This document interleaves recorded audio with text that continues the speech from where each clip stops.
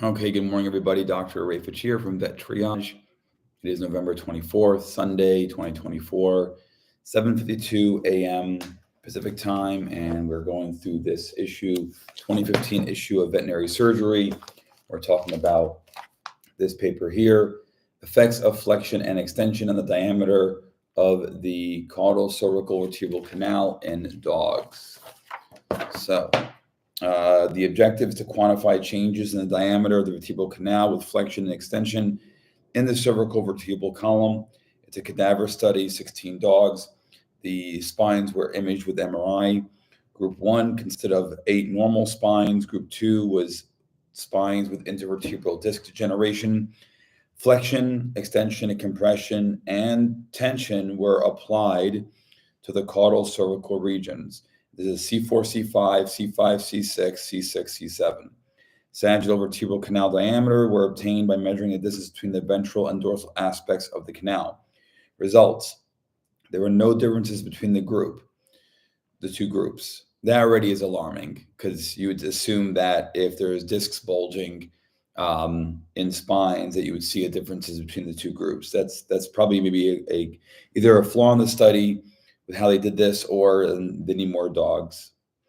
Comparison of vertebral canal diameter between flexion and extension with no load revealed a difference of 2.2 millimeters, which is 28.9%. Comparison between neutral position and extension revealed a reduction of 1.5 millimeter, or 16.5%, whereas comparison between neutral and flexion showed an increase of 0.7 millimeters, or 7.7%. Comparison between neutral with no load and neutral with compression showed a difference of 0.5 millimeter with a reduction of 5.5% of the vertebral canal. Comparison of extension with no load versus extension with tension revealed an increase of 0.7 millimeters, which is 9.2%.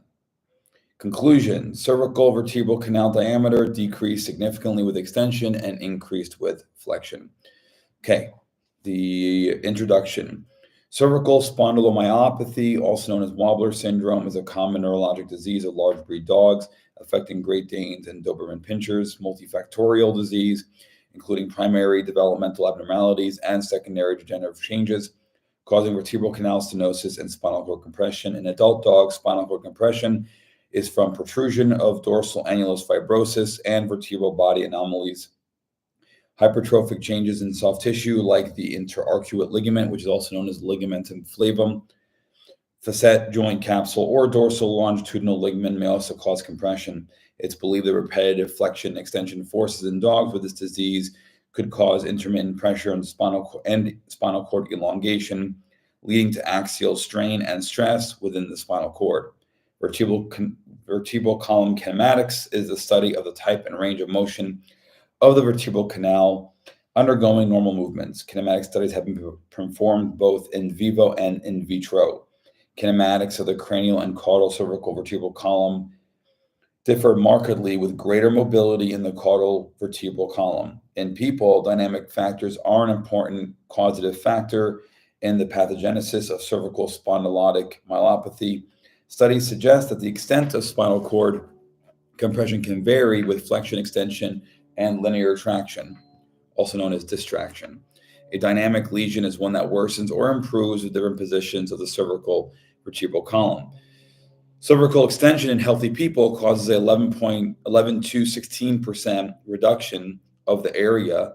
Extension also increases spinal cord area by 9 to 17%.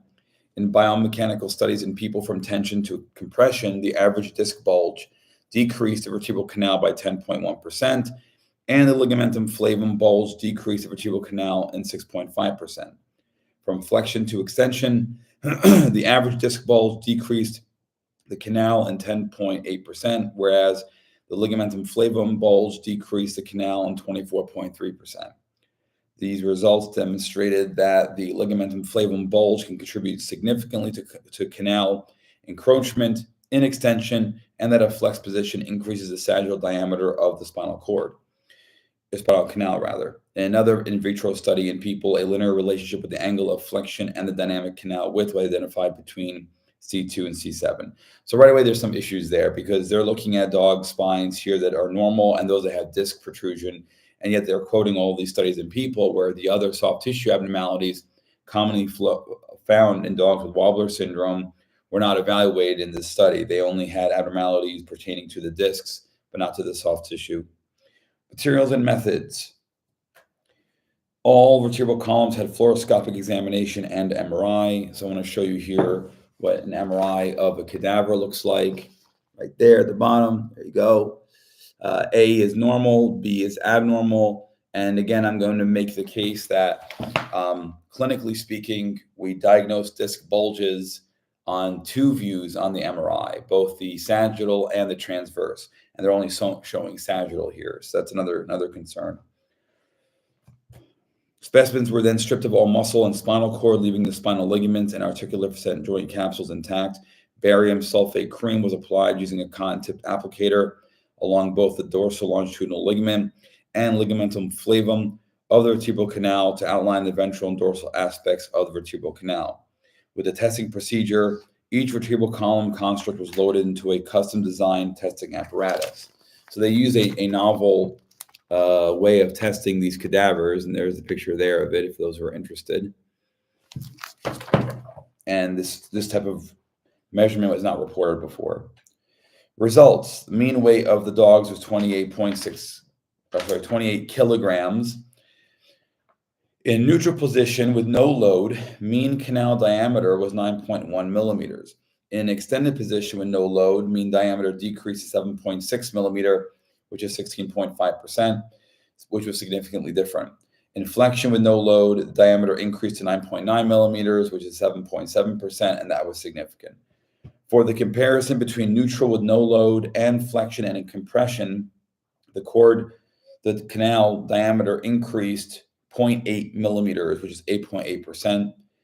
In comparison between neutral with no load and flexion and tension, the canal diameter increased 0.6 millimeters, which is 6.6%. And the comparison between neutral with no load and extension with compression of the canal diameter decreased 1.5 millimeters, which is 16.5%. Comparing the vertebral canal between neutral with no load and extension and tension, the canal diameter decreased 0.8 millimeter or 8.8%. And comparing neutral with no load and neutral with compression shows a reduction of 0.5 millimeter, which is 5.5%. And the comparison between neutral with no load and neutral with tension, difference was not significant. With regards to comparison between flexion and extension with no load, the canal diameter decreased 2.2 millimeters, which is 28.9%.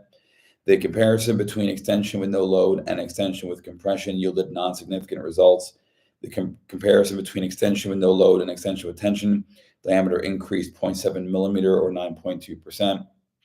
In the comparison between extension with compression and extension with tension, the canal diameter increased 0.7 millimeters. No significant differences between flexion with no load, flexion with compression, and flexion with tension were identified. All right, discussion. Our study demonstrated that a flexion position increases the vertebral canal diameter, whereas extension narrows it.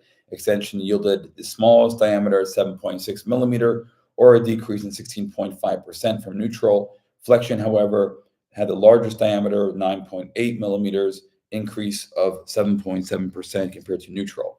In the comparison between flexion and extension with no load, the canal diameter decreased 2.2 millimeter or 28.9%. In people, the vertebral canal diameter of the cervical vertebral column has been measured both in vivo and in vitro by several investigators using direct measurements, lateral radiographs, CT scans. Another study in people measured the sagittal diameters of the subarachnoid space in 3 different neck positions and obtained average values of 12.5 millimeter for the neutral position, 11 millimeter for extension, 13 millimeter for flexion. Another study found 10.8 millimeter for neutral, 9.7 millimeter for extension, 12.6 millimeter for flexion, measured in the sagittal diameter of the vertebral canal, C5, C6. The results in this study were similar, with values being 9.1 millimeter for neutral, 7.6 for extension, and 9.8 for flexion. In people, cervical vertebral column pathology, such as invertebral disc degeneration, is known to significantly affect motion patterns.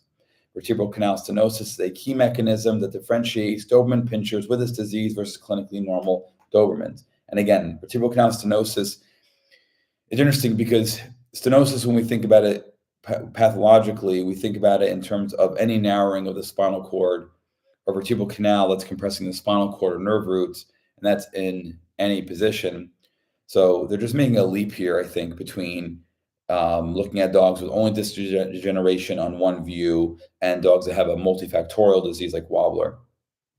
Vertebral canal stenosis per se does not lead to the clinical signs of Wobbler, but decreases the area available for the spinal cord, which combined with this protrusion would reduce even further the diameter of the canal. This study demonstrated that vertebral canal impingement can happen with certain cervical movements, especially extension. Thus, the combined cystic and dynamic stenosis could lead to repetitive spinal cord compression, which eventually could lead to the development of clinical cervical spondylomyelopathy. Kinematic MRI studies performed on people found the diameter of the spinal cord decreased in flexion and increased in extension. That's the spinal cord, not the canal. And that was from C2 to C7. Cervical vertebral canal diameter increased in flexion and decreased in extension, showing that in healthy people, the changes in diameter of the canal during flexion extension are not enough to cause clinical signs of spinal cord compression. Even though a significant reduction of the vertebral canal diameter was seen in extension, it was not enough to cause spinal cord compression in normal dogs. Now, that's again assuming that the history of the dogs that were used for the cadaver study in the normal group never had any signs of neck pain. But the problem again with that is there is no history on those dogs. And even though the MRI might be normal, it's possible that there were signs of neck pain in their life through other conditions. So it's just again a little bit flawed there. Even though a significant reduction, Importantly, the degree of vertebral canal impingement seen on extension was similar to the vertebral canal of dogs with or without disc pathology. Distraction and stabilization surgical techniques are commonly used to treat dogs with Wobbler. The goal of these techniques is to achieve decompression by distracting and then stabilizing the affected sites of the vertebral canal. On our study here, the application of tension and extension increased diameter by 0.7 millimeter, which is 9.2%. For all other movements, the difference was not significant. This finding could explain why these types of surgical techniques lead to clinical improvement. And then finally, they did not validate the novel methodology used to measure the spinal canals here. The present investigation has provided a new method to measure this diameter. The method used in our study to measure the diameter was more efficient and caused less damage to the vertebral canal than previously reported methods. So that's it. So it's an okay study. I'm not a big fan of it, as you can tell. There are some flaws there. I think they made the stretch. I think that if they focused this on just being disc disease, that would have been much better than trying to compare it to Wobbler. But Wobbler is such a cool disease to talk about that maybe it helps them get published easier if they make it about Wobbler disease. I don't know. Anyway, we'll see you guys again tomorrow for another one. Thanks. Bye.